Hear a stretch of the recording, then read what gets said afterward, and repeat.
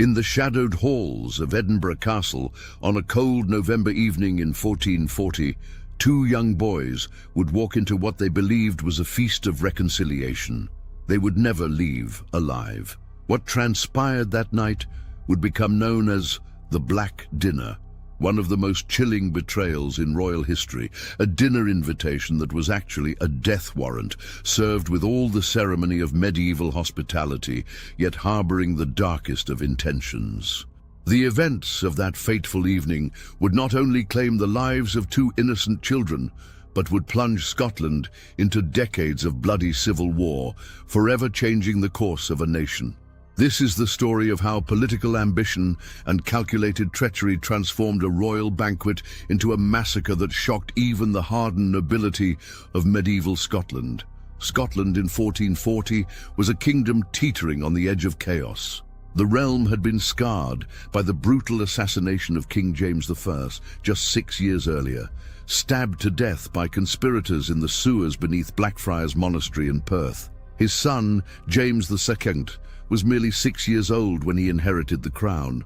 Too young to rule, too vulnerable to command respect, and too powerless to prevent the ambitious nobles from carving up his kingdom like vultures over carrion. In this vacuum of royal authority, the great families of Scotland saw opportunity. The Stuart monarchy, weakened by regicide and burdened with a child king, could no longer maintain the iron grip that had kept the nobility in check. Ancient feuds rekindled, territorial disputes erupted into open warfare, and the very concept of centralized royal power began to crumble under the weight of competing ambitions. The Douglas clan stood as the most formidable of these noble houses, their power stretching across the Scottish borders like a shadow that threatened to engulf the crown itself. For generations, they had accumulated vast estates, commanded private armies, and forged alliances that made them virtually independent rulers within their own territories. Their Black Boar banner was known and feared from the Highlands to the English frontier. William Douglas, the 6th Earl of Douglas, was barely 16 years old, yet he commanded the loyalty of thousands of men-at-arms and controlled more territory than many European kings. His younger brother David, at just 10 years of age, was already being groomed to continue the family's dominance. Together, they represented not just the future of the Douglas dynasty, but a fundamental threat to the very notion of royal supremacy in Scotland.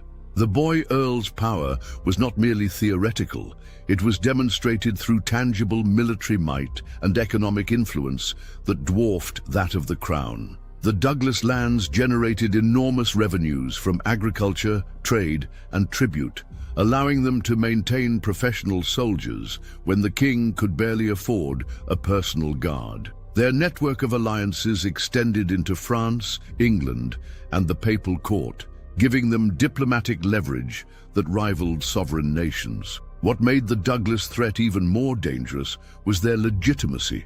Unlike mere rebels or usurpers, they could claim their power through generations of loyal service to the crown, through marriages that bound them to other noble houses, and through military victories that had expanded Scottish territory and influence. They were not outsiders seeking to destroy the system. They were the system, grown so powerful that they no longer needed the king's permission to act as kings themselves. At Edinburgh Castle, the young James II sat upon a throne that felt increasingly like a stage prop in someone else's play. Real power resided in the hands of his regent, Sir William Crichton, the Lord Chancellor of Scotland. Crichton was a man of humble origins who had risen through intelligence, ruthlessness, and an understanding that in medieval politics, survival often required the elimination of threats before they could fully mature. Crichton possessed the calculating mind of a chess master, always thinking several moves ahead, always aware that in the deadly game of medieval politics, hesitation meant death and mercy was often indistinguishable from suicide. He had observed the Douglas brothers with growing alarm, recognizing that their youth was not a weakness, but a temporary condition that would soon transform into an insurmountable obstacle to royal authority.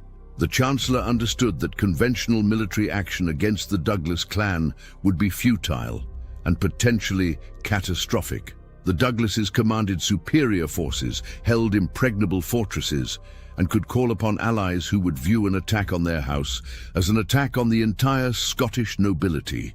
Any direct assault would likely result in Crichton's own destruction and the complete collapse of what remained of royal power in Scotland. Instead, Crichton conceived a plan that would exploit the very foundations of medieval society, the sacred laws of hospitality that bound host and guest in mutual protection. If he could not defeat the Douglas brothers on the battlefield, he would destroy them at the dinner table, using their trust in ancient customs as the weapon that would ensure their doom. The invitation, when it arrived at Douglas Castle, bore all the hallmarks of diplomatic courtesy that had governed relations between noble houses for centuries. Written on fine parchment and sealed with the royal arms, it extended a formal invitation for the young Earl of Douglas and his brother to join King James II for a feast at Edinburgh Castle. The language was elegant, respectful, and carefully crafted to suggest reconciliation rather than confrontation.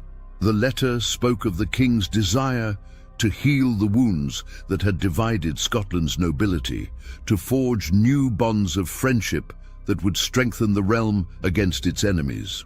It promised safe conduct, invoking the ancient laws that made any host responsible for the safety of his guests under pain of eternal damnation and earthly disgrace. To refuse such an invitation would be seen as an act of rebellion. To accept it seemed to promise a new era of cooperation between crown and nobility. Young William Douglas, despite his tender years, possessed the political instincts that had made his family great. He understood that this invitation represented either a genuine opportunity for reconciliation or a carefully laid trap.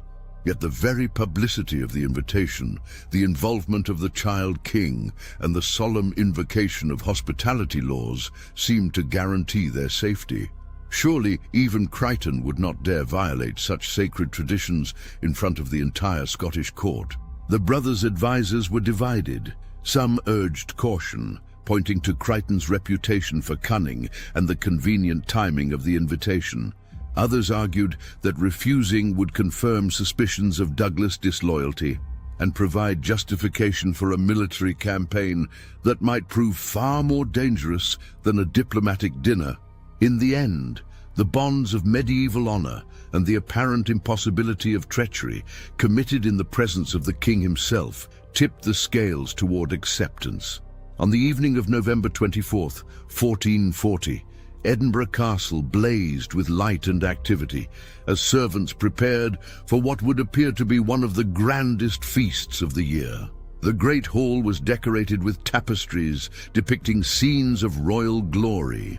Long tables groaned under the weight of silver platters and golden goblets, and the air was thick with the aroma of roasted meats and exotic spices that spoke of royal wealth and hospitality. The young King James II, dressed in his finest robes and seated upon a throne that had been specially positioned to overlook the festivities, appeared excited by the prospect of hosting such distinguished guests. At barely 10 years old, he possessed little understanding of the deadly drama that was about to unfold before his innocent eyes, believing instead that he was participating in a celebration that would restore peace to his troubled kingdom. William Crichton moved through the preparations with the careful attention of a man orchestrating a performance where every detail mattered.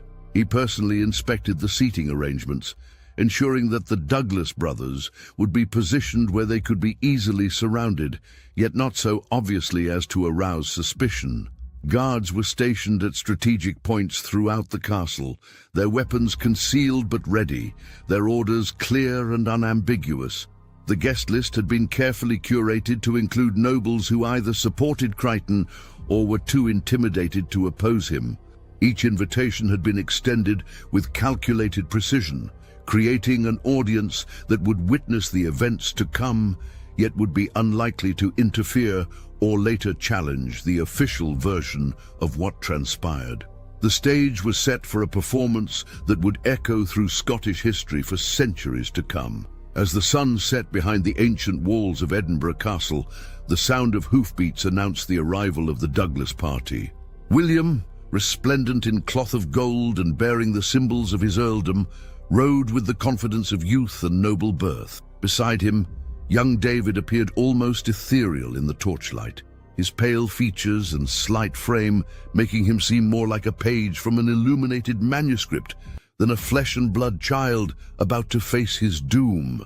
The brothers were received with all the ceremony due to their rank. Trumpets announced their arrival, servants rushed to tend their horses, and Crichton himself emerged to greet them with elaborate bows and flowery speeches about the honor their presence brought to the royal court. Every gesture, every word was calculated to reinforce the impression that this was indeed a celebration, a moment of reconciliation between the crown and its most powerful subjects. King James II, coached in his role, stepped forward to personally welcome the Douglas brothers with the innocent enthusiasm that only a child could display. He spoke of his happiness at their presence, his hopes for friendship, and his excitement about the feast that had been prepared in their honor. The young Earl responded with equal courtesy, kneeling before his sovereign and pledging his continued loyalty to the crown and kingdom of Scotland. As the party moved into the Great Hall, observers later noted the almost theatrical quality of the interactions, as if everyone present was playing a carefully rehearsed role in a drama whose final act had already been written. The Douglas brothers, trusting in the sacred laws of hospitality and the presence of their young king, walked unknowingly toward their deaths with all the dignity and grace that their noble birth demanded. The feast began with all the splendor that medieval Scotland could muster. Course after course emerged from the kitchens: roasted swan stuffed with herbs, venison in rich wine sauces, exotic fruits brought from distant lands, and sweetmeats crafted by the finest confectioners. The wine flowed freely. Musicians played gentle melodies that spoke of peace and prosperity, and conversation ranged over topics that carefully avoided the political tensions that simmered beneath the surface of Scottish society. Young William Douglas, despite his youth, conducted himself with the poise of a seasoned diplomat, entertaining his fellow guests with stories of border warfare and tales of his family's long service to the Scottish crown.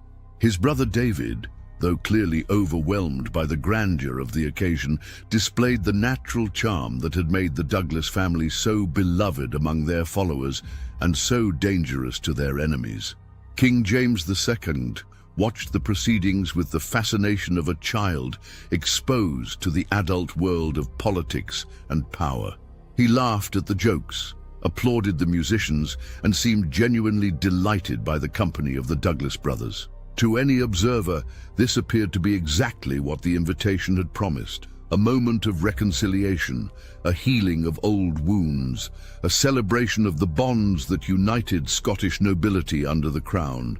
Yet beneath this veneer of festivity, tension crackled like electricity before a storm. Careful observers might have noticed the unusual number of guards stationed around the hall, the way certain nobles avoided meeting the eyes of the Douglas brothers, or the manner in which Crichton continuously glanced toward the shadows where armed men waited for his signal. The feast proceeded according to ancient ritual, but it was a ritual that was about to be perverted beyond all recognition. As the evening progressed and the wine loosened tongues, conversation gradually turned toward more serious matters. William Douglas found himself drawn into discussions about the future of Scotland, the challenges facing the young king, and the role that the great noble houses might play in securing the realm's prosperity. These were exactly the topics that Crichton had hoped would arise, conversations that would provide justification for what was about to occur. With practiced skill, the Chancellor began to steer the discussion toward questions of loyalty and allegiance. He spoke eloquently about the need for all Scottish nobles to place their devotion to the crown above their personal ambitions, about the dangers posed by those who might use their power to challenge royal authority. His words were carefully chosen to sound like philosophical discourse rather than accusation, yet their meaning was unmistakable to those who understood the deadly game being played. The Douglas brothers responded with dignity and conviction, reaffirming their loyalty to the crown, while also asserting their rights as Scottish nobles to govern their own territories, according to ancient custom. They spoke of their families' centuries of service to Scotland, of the blood they had shed in defense of the realm, and of their desire to serve the young king with the same devotion their ancestors had shown to his predecessors. It was at this moment, as the conversation reached its crescendo of apparent mutual understanding and respect, that Crichton gave the signal that would transform hospitality into horror. A servant appeared at the high table carrying a covered platter, not food, but a symbol that would chill the blood of every Scot who heard the tale in generations to come. The platter was placed before the Douglas brothers with ceremonial solemnity, as if it contained some precious gift befitting their noble status. When the cover was removed, however, it revealed not delicacies but a bull's head, a symbol in Scottish tradition that meant death was near, that the hospitality of the house was about to be withdrawn in the most permanent way possible. The sight of the bull's head sent a ripple of shock through the assembled guests, but before anyone could react, Crichton rose to his feet and, in a voice that carried throughout the hall, formally accused William and David Douglas of treason against the crown. The charges were comprehensive and damning: conspiracy against the king, alliance with enemies of Scotland, and preparation for armed rebellion against legitimate royal authority. The young Earl of Douglas leaped to his feet in protest, his hand instinctively reaching for a sword that was not there. Guests at royal feasts traditionally came unarmed as a sign of trust and respect. His voice rang out across the suddenly silent hall as he denied the accusations and demanded the right to answer these charges according to the laws of Scotland. Beside him, young David began to tremble as the full horror of their situation became clear. At that moment, armed guards emerged from every shadowed corner of the great hall, their weapons drawn and their faces grim with purpose. The trap that had been so carefully laid was finally sprung, and the Douglas brothers found themselves surrounded by enemies in a place where they had expected to find friends. The sacred laws of hospitality, which had protected guests for centuries, were about to be violated in the most spectacular and shocking manner possible. King James II, still just a child and utterly unprepared for the horror that was unfolding before his eyes, began to cry and plead with Crichton to spare the lives of the Douglas brothers. The young monarch's distress was genuine and heart-wrenching, but it was also irrelevant. Real power lay not with the king, but with his regent, and Crichton had already decided that the Douglas threat must be eliminated regardless of the cost to his own honor or the traditions of his country.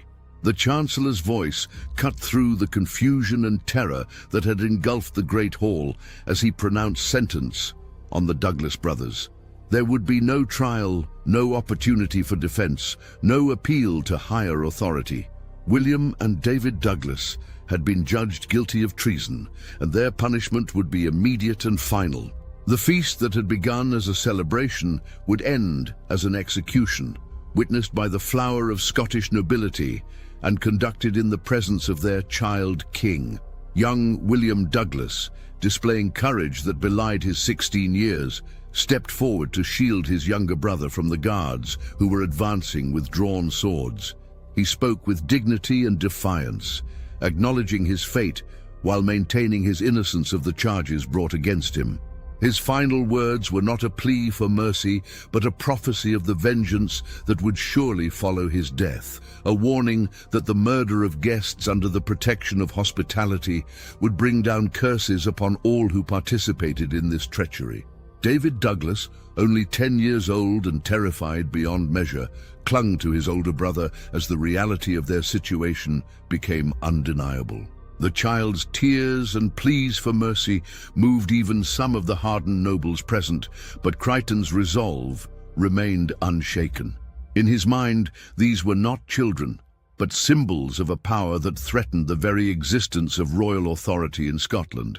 symbols that must be destroyed regardless of their age or innocence. The execution was carried out with brutal efficiency in the very hall where moments before the brothers had been honored guests. William Douglas died first, struck down by sword blows that ended his young life in a matter of seconds. David's death followed immediately, his small body crumpling beside that of his beloved brother. The great hall of Edinburgh Castle, which had witnessed centuries of celebrations and ceremonies, was transformed into a charnel house by an act of treachery that violated every principle of medieval honor and hospitality. The silence that followed the murders was broken only by the sobs of King James II, whose childhood innocence had been shattered by witnessing this act of calculated barbarism. The other guests sat in stunned silence, unable to process what they had just witnessed.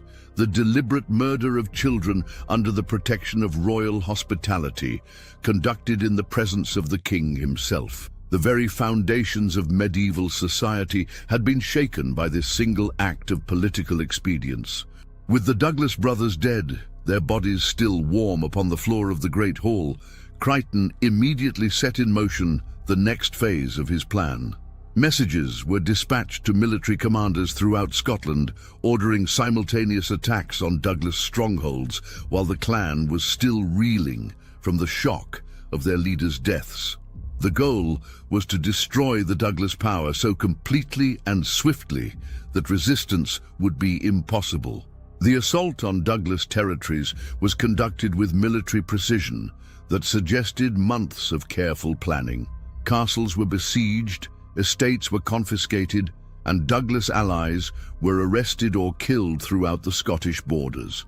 Crichton's forces moved like a plague across the countryside, destroying everything that had supported Douglas' power and influence. The speed and coordination of these attacks left no doubt that the Black Dinner had been merely the opening move in a comprehensive strategy of annihilation.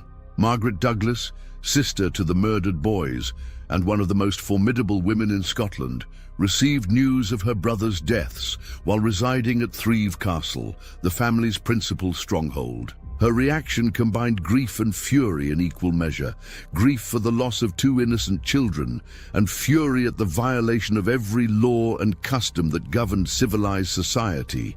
She immediately began organizing resistance to Crichton's aggression, calling upon Douglas allies and supporters to avenge this unprecedented treachery.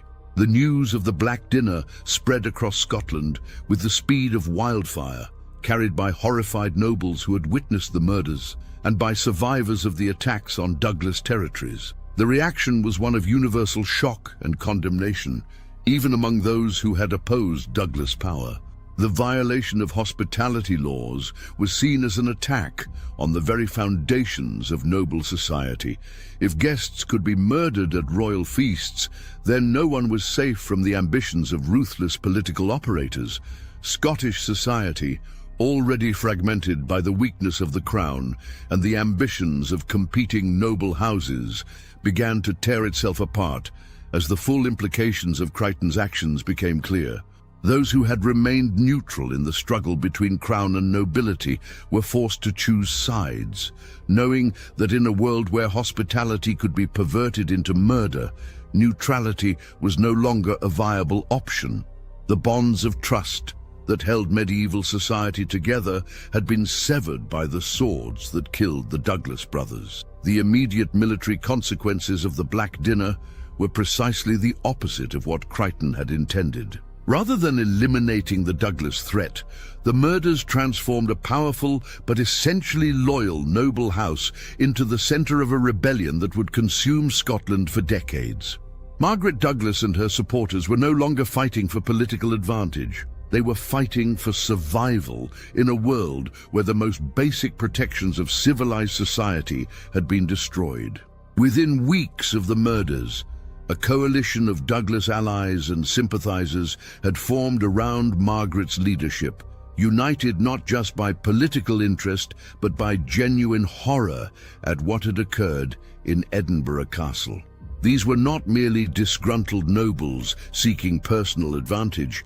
but men and women who understood that if such treachery could be perpetrated against the Douglases, it could be perpetrated against anyone who posed a threat to those in power. The rebellion that followed was characterized by a brutality that matched the treachery that had sparked it. Quarter was neither asked nor given. Castles were stormed and burned, and the Scottish countryside ran red with blood as competing armies sought to settle scores that went far beyond the original dispute between crown and nobility. The Black Dinner had unleashed forces that would not be contained until they had exhausted themselves through mutual destruction. Young King James II, traumatized by witnessing the murders that had been committed in his name, found himself a prisoner of circumstances he could neither understand nor control. The child who had begun the evening believing he was hosting a celebration of peace discovered that he had instead presided over an act of barbarism that would define his reign and haunt his conscience for years to come. The crown that had supposedly been strengthened by the elimination of the Douglas threat was instead weakened by the moral authority that died with the brothers in the Great Hall. The wider implications of the Black Dinner extended far beyond the immediate political and military consequences. The murders represented a fundamental breakdown in the moral order that had governed medieval society, a demonstration that political expedience could override the most sacred obligations of honor and hospitality. The event became a cautionary tale told throughout Europe, a warning about the dangers of unchecked political ambition and the terrible costs of abandoning moral principles in pursuit of power. Foreign observers, particularly in England and France, viewed the Black Dinner with a mixture of horror and opportunistic interest. The Scottish kingdom's descent into civil war created opportunities for external intervention and influence that had not existed when the realm was united under strong leadership. The murders that Crichton had intended to strengthen Scotland instead made it vulnerable to foreign manipulation and aggression. The religious implications were equally profound. The violation of hospitality laws was seen not just as a political crime, but as a sin against God, who had commanded protection for guests and strangers. Church leaders throughout Scotland denounced the murders from their pulpits, adding religious authority to the popular condemnation of Crichton's actions. The Chancellor found himself fighting not just a political rebellion, but a moral crusade that portrayed him as an enemy of divine law. Cultural memory of the Black Dinner was preserved and transmitted through ballads, chronicles, and oral traditions that ensured the story would be told and retold for generations. The murders became emblematic of political treachery in Scottish culture, a touchstone for discussions about honor, loyalty, and the proper limits of political action. The phrase Black Dinner entered the language as a synonym for betrayal masked by hospitality. The psychological impact of the murders extended beyond immediate political consequences to affect the very nature of social relationships among the Scottish nobility. Trust, already fragile in a society based on competing loyalties and conflicting interests, became almost impossible to maintain when the most basic protections of civilized interaction had been violated. Noble houses began to view each other with suspicion that bordered on paranoia, making cooperation and compromise increasingly difficult. As years passed and the immediate shock of the murders faded, the Douglas rebellion evolved from a quest for vengeance into a broader challenge to royal authority. Margaret Douglas and her supporters articulated a vision of Scottish governance that would limit the power of the crown and provide stronger protections for noble rights and privileges. The political philosophy that emerged from the ashes of the Black Dinner would influence Scottish constitutional thought for centuries. The international reputation of Scotland suffered enormously as news of the Black Dinner spread throughout medieval Europe. The kingdom that had once been respected for its military prowess and cultural achievements became associated with treachery and barbarism. Foreign courts began to question the reliability of Scottish diplomatic commitments and the trustworthiness of Scottish noble houses. damaging relationships that had taken generations to build. Economic consequences followed inevitably from the political chaos that engulfed Scotland in the wake of the murders. Trade routes were disrupted by constant warfare.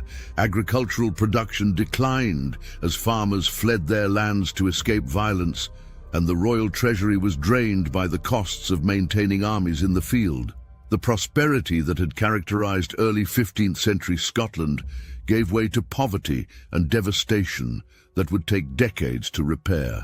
The legal precedent established by the Black Dinner was perhaps its most dangerous long-term consequence. By demonstrating that political necessity could override sacred laws and ancient customs, Crichton had opened a door that future rulers and nobles would find difficult to close. The murders established a principle that would be invoked repeatedly in subsequent centuries, that the ends of statecraft could justify any means, no matter how morally repugnant. The tragedy of the Black Dinner lay not just in the deaths of two innocent children, but in the destruction of the moral framework that had provided stability and predictability in medieval Scottish society. When the most basic protections of civilized interaction could be violated with impunity, when hospitality could be perverted into murder, when children could be killed for the political sins of their ancestors, then the very foundations of social order had crumbled. The Black Dinner stands as one of history's most chilling examples of political treachery, a moment when the pursuit of power overwhelmed every consideration of morality, honor, and human decency. The murders of William and David Douglas shocked medieval Europe, not just because of their brutality, but because they represented a fundamental violation of the codes that governed civilized society. In seeking to eliminate a political threat, Crichton had instead created a moral catastrophe that would haunt Scotland for generations. The immediate consequences of that terrible November evening were precisely the opposite of what its architects had intended. Rather than securing royal authority and eliminating the Douglas threat, the murders unleashed decades of civil war that devastated Scotland and left the crown weaker than ever. The treachery that was supposed to restore order instead created chaos, and the violence that was meant to end conflict instead perpetuated it for a generation.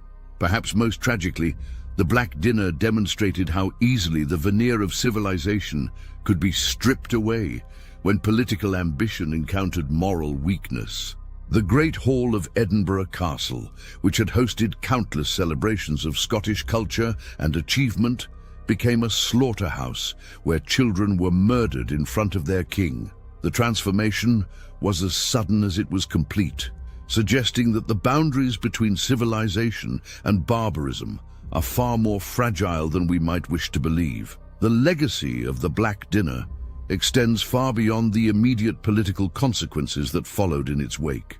The event became a permanent part of Scottish cultural memory, a story told and retold as a warning about the dangers of unchecked ambition and the terrible costs of abandoning moral principles in pursuit of power. Every generation of Scots has grappled with the lessons of that terrible evening, seeking to understand how such horror could have occurred and how it might be prevented from happening again. In the end, the Black Dinner serves as a timeless reminder that political expedience, no matter how cleverly conceived or ruthlessly executed, cannot ultimately triumph over the fundamental human need for trust, honor, and moral order. The murders that were supposed to secure Crichton's power instead destroyed his reputation and legacy, while the children who died that night became symbols of innocence, destroyed by political ambition. Their story continues to resonate across the centuries, a haunting testament to the terrible price of betraying the most basic obligations of human decency. The echoes of that November night in 1440 still reverberate through Scottish history and culture, reminding us that some actions are so fundamentally wrong that they can never be justified by their political consequences. The Black Dinner remains what it has always been, a cautionary tale about the darkness that lurks within human ambition and the terrible things that can happen when that darkness is allowed to triumph over the light of moral conscience.